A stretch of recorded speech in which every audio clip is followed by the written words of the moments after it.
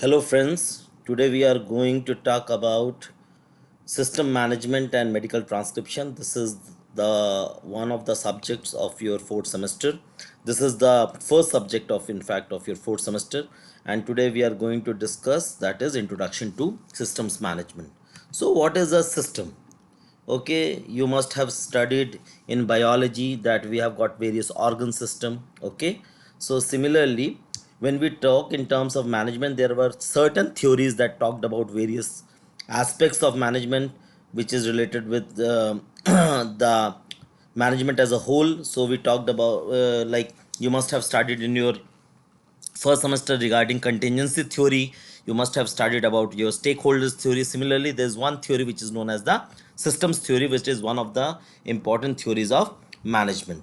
So let us understand a brief background about systems theory. Systems theory is basically an interdisciplinary study of the systems. A system is basically a cohesive conglomeration of the interrelated and interdependent parts that can be natural or man-made. This theory was first given in 1940s by an Austrian biologist, Ludwig von Bertalanffy. Okay, and Bertalanffy basically in 1920s he lectured about on the limitations of Newtonian concepts of closed systems and linear cause and effects. And later on, he gave a general theory in 1969 with further additions by Ross Ashby in 1964.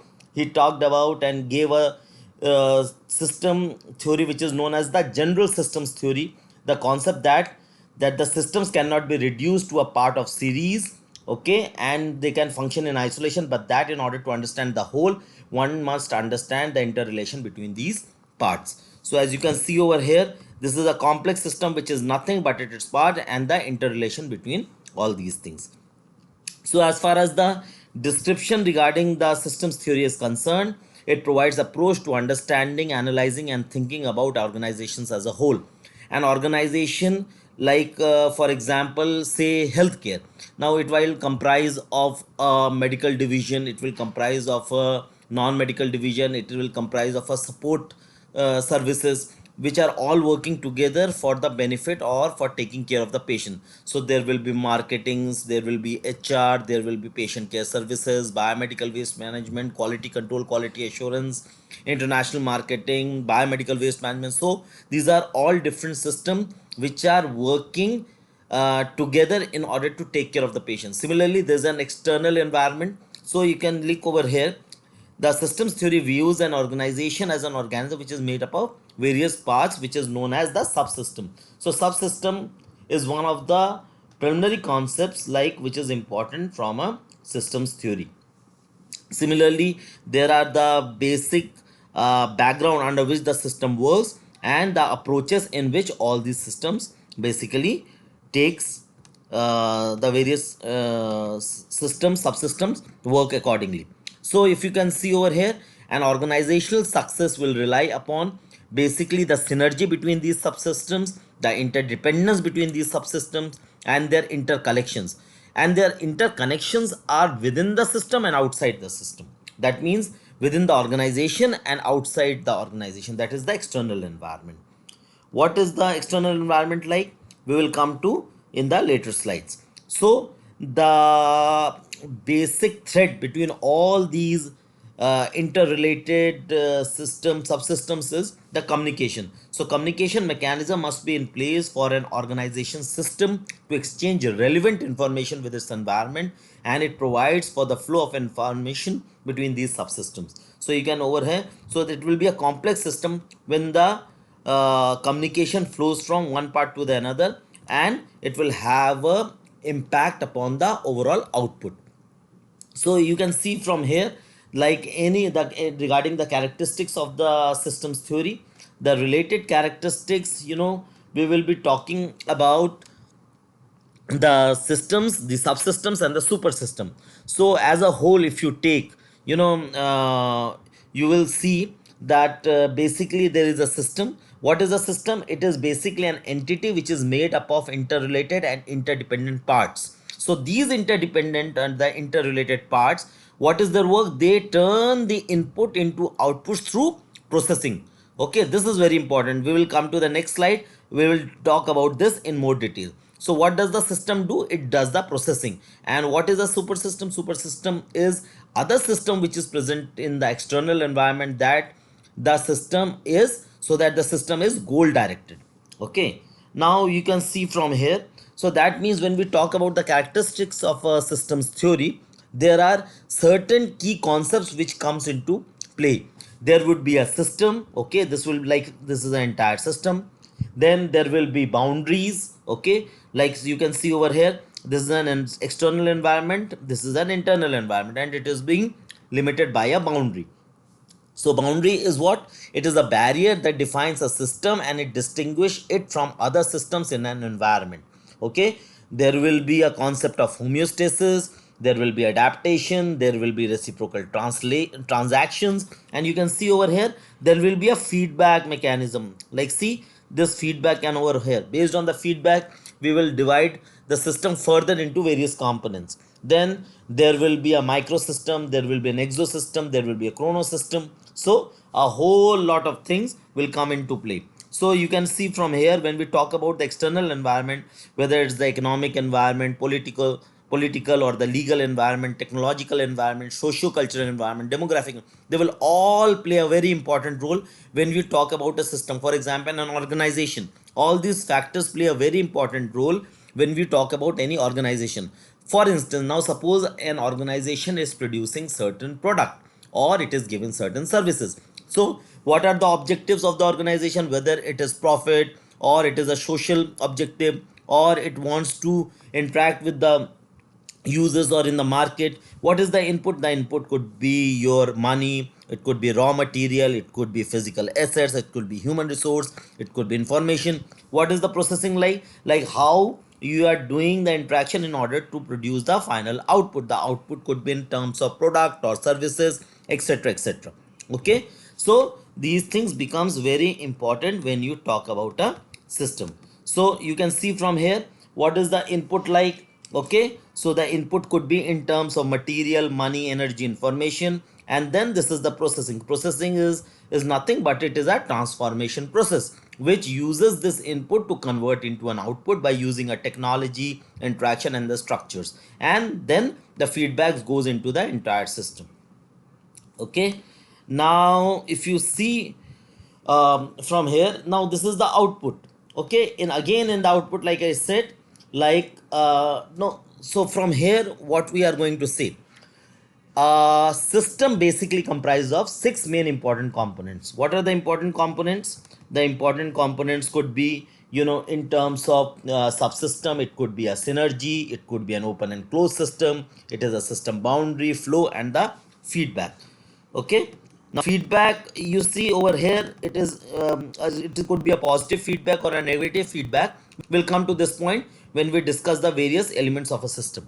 Now you see, the first and foremost is the subsystem. So this can be all said as a subsystem. The input can be further divided into the various resources which is internal or is received from the external sources. So what is the subsystem? Each subsystem is a part of a larger system, and there has to be synergy between all of these. Okay, because the impact or the overall impact is going to come, this the final product which is going to come will be a amalgamation of all these. Okay, it will be a coordination or a communication between all these. So a synergy, if any department works less or it is working independently, okay, then it is going to define the final product or the output. So synergy is basically the interrelationship amongst all parts of the organization, which is very very important. Then you come, based on this, the third concept that I talked about, like any system, then you tell it is divided into two, that is it can be divided into an open system or it can be divided into a closed system. What is the difference between an open system and the closed system? That we should all know. The open system is basically actively interacts with the environment. It receives the input as a raw material. Okay, it could be receive the input as a raw material, or other components could be labor, capital, managerial, or technical expertise from the environment, and it sells the output. Okay, it sells the output, that is the goods or services, to the society and makes profit. Okay, so here, the external environment could be the government, which is basically framing the policies and imposing taxes, and the other components of the external environment could be your competitors which interact with the business organizations. Okay, so majority, if you see, majority of the organization work on an open system. That means in an open system it continuously interacts with the environment, and there's an exchange of material energies and information with the environment. So what is about closed system? In closed system, theoretically they do not interact with the environment, and it is not influenced by surrounding. So that means a closed system has no or very little interaction with the environment. Practically all organizations are open systems through a degree of openness with the environment, which varies according to the nature of their operations. Okay, so there is a system boundary. So based on this, then we will come to the strengths of the systems theory. What are its strengths? So you can see, when we talk about systems theory, the systems theory tries to see the entire things in totality. That means it deals with complexity. It takes a holistic view. Okay, it can be easily managed through the interaction with the environment. So it is going to define each and every component and going to see how the individual components interact with each other and how does it affect the output as a whole. Okay, we will explain about this in more details when we take up an example of any healthcare organization. The other thing is, basically it utilizes the feedback which so as to improve, and it recognizes the importance of your super systems. Okay, then you see what are the limitations. As far as the limitations is concerned, you see, the limitations could be in terms of, it is not a prescriptive management theory. It does not specify tools and techniques for practicing the management. That means, when you see, systems theory is actually also an abstract concept. It is too abstract. That means when we talk in terms of practical terms, sometimes you have to put down the components in place so that you can use the concept in order to solve the problem, which is too theoretical, and it has to be changed a lot in order to use it practically. Then it does not adequately address the power and the social inequalities and their causes. That means when the other components are coming into play, how does, their individual situation in terms of the power and the social equalities, how they are going to affect the final product, it does not take into consideration those things. And then it does not offer unified body of knowledge. So in totality, when we say, like, to summarize, this systems theory is not a prescriptive management theory. So I will take an example in order to explain the systems theory with the concept of your healthcare organization. Now, for instance, you see, in a healthcare organization you have got various components. So, when we say a healthcare organization or a hospital, what it is basically doing, it is giving services to its patient. Okay, the services could be in terms of taking care. It could be an IPD, OPD, or could be a general checkup. That is basically preventive healthcare. Now, in a hospital, we have to see, like, how do these clinical indicators is affecting the administrative indicators, how the administrative indicators is affecting the financial indicators, and all these indicators are related with the each and every component within the hospital. Whether you talk about the human resource, that is comprising of the doctors, the nurses, the paramedical staff, the support staff, how they are interacting with each other in providing the services, or you talk about the resources which is available, whether you can talk about the operation theater or the general services or the OPD, the timing. So it's very very complex in as a whole. And if I given another example, if you take any body, now the renal, how the renal function affects, it can be also related with your cardiac muscle. And suppose a person who is suffering from a pre-existing renal disease, and if he already has an infection in the body, now when he takes up a medicine, how that medicine is going to affect, how that sepsis which is happening in his body is going to affect. how, what are the his pre condition, physiological condition of the body, it is going to. So all these factors will together will affect the final output. So that means when we talk about systems theory, it is saying that organization can be separated from their environment. So it talks about a it talks about or views the organization as a whole. And one of the important aspects of the systems theory is, like in 1999, in one of the hallmark report to the Congress, a report was generated. It was known as "To Err is Human." The Institute of Medicine basically advocated that the healthcare quality can be improved if it is to turn towards the healthcare system as a whole.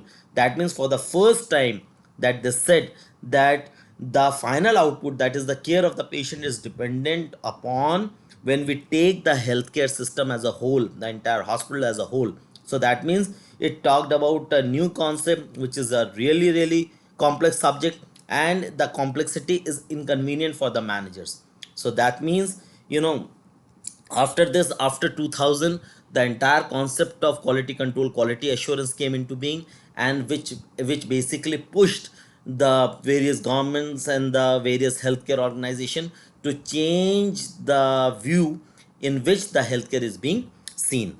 So I think, like, you have been able to understand the concept of systems theory, and thank you for watching, and we will be meeting you soon again with the new chapter. Take care. Bye.